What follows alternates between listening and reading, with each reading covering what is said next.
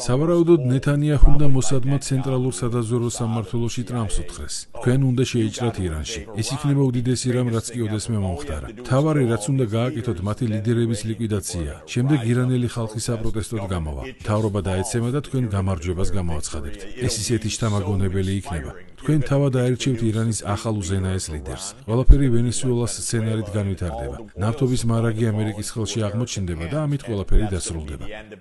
ეს ყველაფერი რასაკვირველია სისულელე იყო. რატომ? იმიტომ რომ სინამდვილეში ირანს არ სურს ამერიკის მიერ მართულ ქვეყნად ყოფნა. ვიეტნამის, კამბოჯის, ლაოსის, ნიკარაგუის, ერაყის, ავღანეთის, ლიბიისა და სირიის გამოცდილება გვიჩვენებს, რომ ეს სტრატეგია უბრალოდ არ მუშაობს. რაც შეეხება კონკრეტიკას, როგორც ჩანს, შესაძლებელია უამრავი იაფი დრონის წარმოება. მაშინ, როცა 2-4 მილიონიანი პატრიოტის სარაკეტო სისტემების სწრაფად წარმოება შეუძლებელია. შესაბამისად, ამერიკის საჰაერო თავდაცვის რესურსები უფრო ადრე ამოიწურება, ვიდრე ირანის თავდასხმის საშუალებები. ჩვენ მასშტაბური ენერგოკრიზისის წინაშე ვდგავართ ორი მიზეზის გამო. პირველი, თუ ვერ ტუმბავ იმას, რასაც მოიპოვებ, საბადოების დაკეტვა გიწევს. მეორე, ირანი სისტემატურად ურტყამს ახლო აღმოსავლეთის ენერგეტიკულ ინფრასტრუქტურას, გადამამუშავებელ ქარხნებს, საწარმოო ობიექტებსა და პორტებს. ეს ფაქტორები ჰორმუზის სრუტის ჩაკეტვასთან ერთად ნიშნავს იმას, რომ შესაძლოა ნავთობის ფასი ბარელზე $125–150-მდე გაიზარდოს. რაც ბუნებრივი აირის ფასის ანალოგიურ მატებას გამოიწვევს.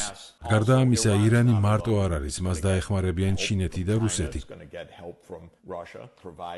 რომლებიც უზრუნველყოფენ მის შეიარაღებას კომპონენტებით, დაზვერვითი მონაცემებითა და ფინანსებით.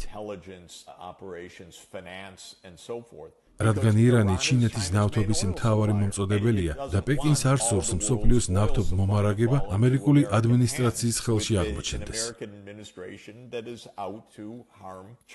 ამასობაში ამერიკას არ გააჩნია სამრეწველო ბაზა, არ აქვს სტრატეგია და ფაქტობრივად არაფერი გააჩნია. ტრამპი აცხადებს, რომ ამერიკის საზღვაო ფლოტი გააცილებს ტანკერებს, თუმცა არც ერთი დამოუკიდებელი ექსპერტი არ მეგულება, ვისაც სჯერა, რომ ეს სხვა რამეა, გარდა გიჟი იმპერატორი დონალდ ტრამპის მორიგი უცოდინარი ბაქიბუქისა. ამჟამად ამერიკის ერთადერთი სტრატეგია ომი და კატასტროფაა.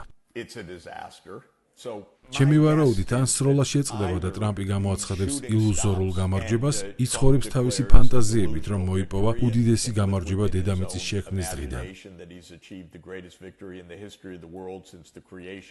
ან ომი გაგრძელდება, ხოლო თუ ომი გაგრძელდება, ეს კარგად არ დასრულდება. გამოიწერე და გაიგე ამბები ლიბერალური ცენზურის გარეშე.